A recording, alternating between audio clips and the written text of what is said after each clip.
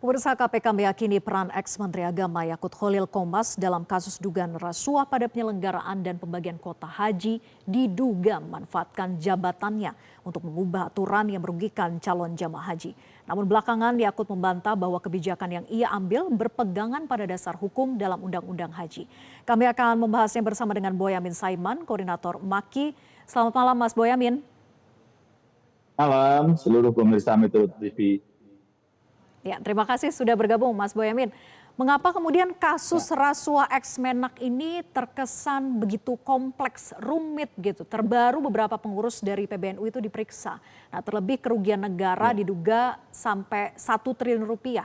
Apakah ini sebetulnya mengindikasikan bahwa banyaknya pihak yang terlibat? Ya, gini, saya demen gitu. Kita diskusinya selalu berkembang sehingga saya juga tidak mengulang-ulang itu. Dan pada saat ini topiknya kan berkaitan dengan dugaan-dugaan oknum lah ya, pengurus PBNU itu atau orang NU, 2 orang sudah diperiksa gitu. Kalau tidak salah KPK mensepil bahwa mereka membantu mengurus travel untuk dapatkan kuota. Nah, kuncinya ada di mana, Vera? Itu ternyata setelah saya pelajari adalah kuncinya di Siskohat, sistem kuota haji yang sudah terpola dengan baik. Itu antrian orang tidak bisa disalib gitu, dan bahkan tahun ini malah sistem itu tidak per provinsi, Vera. Bahkan seluruh Indonesia jadi satu. Jadi asas keadilan lebih merata. Karena apa? Kemarin misalnya Jawa Timur itu sudah sampai 30 tahun. Banten mungkin 20 tahun. Terus mungkin provinsi luar Jawa ada yang 15 tahun. Maka sekarang tidak ada kuota per provinsi, semua kota seluruh Indonesia. Dan kemudian itu menjadi semua orang antrian terdistribusi dengan baik. Kalau daftar hari ini menit keberapa, jam keberapa akan ketahuan berangkat kapan. Dan itu lebih baik itu.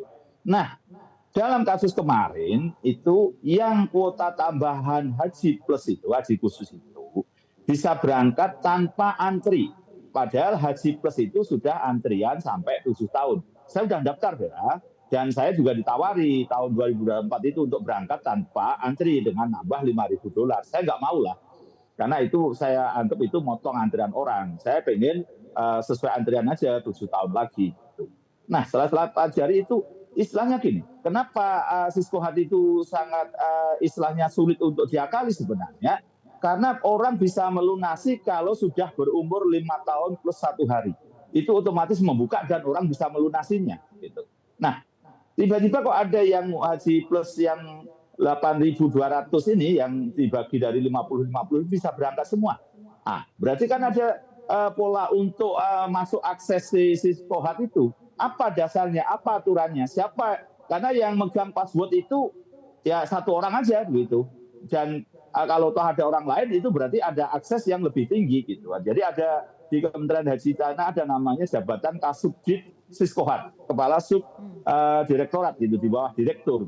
Dan itu yang memegang kuncinya, passwordnya gitu. Jadi dengan menjaga 5 tahun plus 1 maka orang bisa melunasi. Lah ini kok tidak antri terus berangkat. Nah itulah yang kemudian diduga kemudian yang tanda kutip dijual atau dibeli oleh travel haji khusus sehingga orang mendapatkan itu dan akhirnya menggunakan beberapa Jadi orang bisa celahnya di situ ya Mas Boyamin.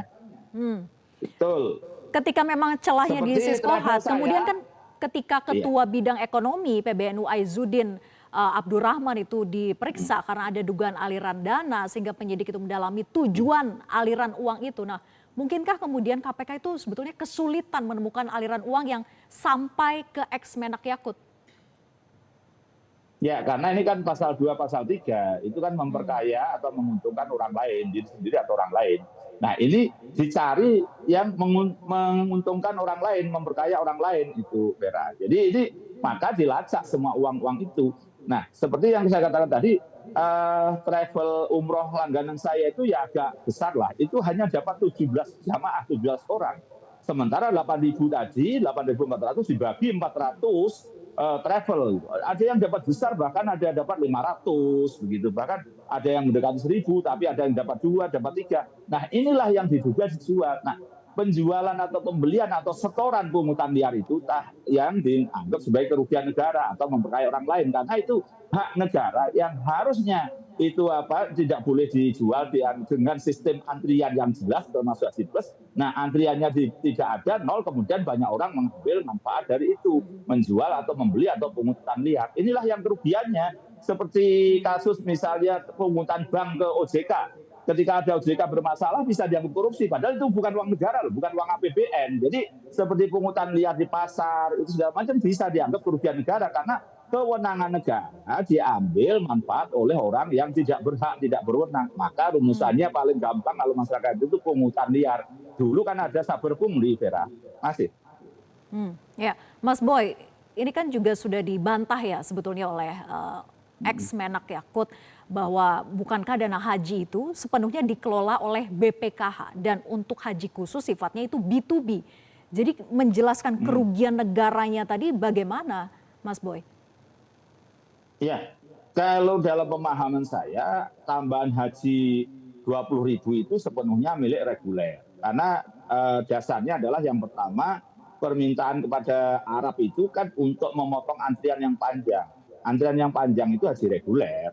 Dan di dalam undang-undang dikatakan itu adalah 8%. Ya, perdebatan kalau ada peraturan Mahkamah Menteri Agama, terus keputusan Menteri Agama, nanti terus keputusan dirjen, lama-lama keputusan direktur.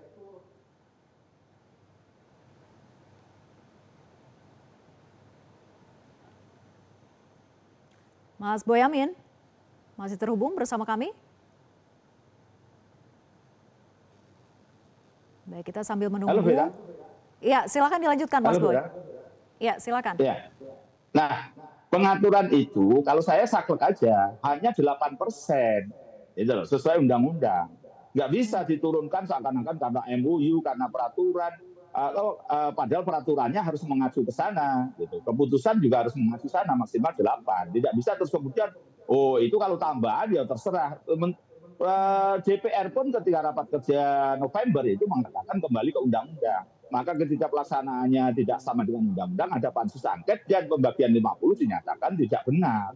Jadi istilahnya ini adalah pemberian 82.000 itu adalah ilegal. Jadi kalau ilegal, segala hal yang didapatkan oleh siapapun di situ, termasuk swasta, maka menjadi hal yang ilegal. Seperti dalam proyek keuntungan yang didapat secara ilegal, maka itu kerugian negara, dirampas. BPKP biasa merumuskan itu. Nah ini juga begitu. Proses 82.000 itu yang harusnya hanya tadi 8% itu hanya berapa yang akhirnya menjadi kalau dikurangi 8% itu masih 8.200 gitu. Maka kemudian itulah yang menjadi tidak boleh serupiah pun dinikmati oleh swasta karena ini haknya negara. Iya, Mas Boy, yang dibantah juga oleh ex-Menak Yakut bahwa dalam pasal 9 Undang-Undang Haji itu sebagai dasar diskresi penetapan kuota haji tambahan. Ini kan kuota haji tambahan ya, bukan kuota reguler gitu. Ketika memang mengacu dasar hukum itu, lalu di mana salahnya? Ya, tetap mengacu pada kuota haji tambahan pun itu tetap mengacu ke sana ke 8%. Gitu. Bukan diskresi karena ayat 2-nya juga dikatakan bahwa pembagian itu berdasarkan pada posisi gitu loh dengan peraturan menteri. Nah kalau peraturan menteri itu diotorisasi menteri hukum akan mengacu undang-undang. Nah ini kan dipotong jadi keputusan menteri yang tidak perlu otorisasi menteri yang harusnya kembali kepada undang-undang. Jadi kalau dikatakan diskresi kenapa kemudian yang 20.000 tidak dikasihkan haji plus saja? Itu loh. Dan tahun 2023 dilaksanakan menurut versi saya benar karena hanya diberikan 8% kepada haji plus. Saya ikut haji tahun 2023. Kalau dalih bahwa di sana itu adalah tidak menampung, itu saya juga tidak tertampung. Tapi kan ada mina jadid istilahnya. Kalau itu istilahnya mina baru. Gitu. Tetap secara ulama katanya itu juga sah, tetap dianggap sebagai mina. Nah itu mestinya sepenuhnya tetap dikembalikan kepada haji reguler. Pemberian kepada haji plus itu ilegal. Apapun itu haknya pemerintah kepada haji reguler. Karena pemerintah memang ngurusi haji reguler. Kalau haji plus itu udah ada furoda, ada mujamal, segala macam urusannya travel swasta. Dapat sedikit, dapat banyak, itu udah urusan mereka untuk menyelenggarakan yang mampu membayar dengan mahal. Jadi ini kalau tahu dapat 20.000, versi saya malah harus diberikan kepada reguler. Dan itu kembali pada Undang-Undang istilahnya 8% tadi. Jadi tidak bisa diimprovisasi. Kalau model saya ya harus maju ke Mahkamah Konstitusi. 8% bisa dimaknai, dikecualikan untuk haji tambahan misalnya gitu. Karena jangan kemudian dipotong-potong pasal 9, tapi pasal 9 kan ada ayat 2. Terus juga kemudian yang mengatur tentang prosentase itu tetap di pasal yang mengatur tentang 8% dan 92%. Jadi diskresi atau atribusi atau mandataris segala macam memang perdebatan, dan kita kalau bicara hukum kembali yang paling tinggi yaitu undang-undang. Undang-undangnya 8% untuk haji plus gitu. Dan dikatakan kalau kemarin didengungkan misalnya, yang meninggal lebih sedikit. Ini kan urusan yang menurut saya tidak perlu dikemukakan. Buktinya paman saya tahun 2023 itu sakit stroke, dia tidak mati kok, padahal dia baru jam 2 bisa berpindah. Jadi tidak bisa menggunakan alasan keselamatan ya? Ya, alasan ancaman keselamatan bagi para jamaah itu tidak bisa dijadikan alasan. Kalau bicara begitu, dulu ada peristiwa terowongan Mina yang meninggal berapa orang gitu. Apakah kemudian terus berikutnya tidak akan memberangkatkan haji, ada peristiwa terowongan Mina yang termasuk jamaah Indonesia banyak yang meninggal gitu. Jadi kalau istilah keselamatan itu bagaimanapun rangkaian di sana. Kalau soal kenyamanan, saya juga tahun 2023 tidur di halaman, tidur di luar. Dan lebih kita ini kan paling bagus lah istilahnya, negara-negara lain di jalanan bahkan di bukit-bukit gitu. Jadi soal keselamatan ya memang tugasnya panitia segala macam ditambah. Toh penambahan pendamping itu lebih banyak lagi di sana tahun 2024 itu. Bahkan ada yang tidak ikut ujian, tidak ikut seleksi, tidak ikut pendidikan, banyak yang berangkat. Tapi di sana lebih banyak jalan ngurusi sendiri, ibadah sendiri, memang kenyataannya begitu gitu. Baik. Iya, kita nantikan saja bagaimana perkembangan kasusnya di KPK. Terima kasih Mas Boyamin sudah bergabung bersama kami. Selamat malam. Bersama saya, jadi kami akan kembali diantaranya dengan informasi pelatih timnas Indonesia John Hurtman percaya diri. Jelajahi cara baru mendapatkan informasi. Download Metro TV Extend sekarang.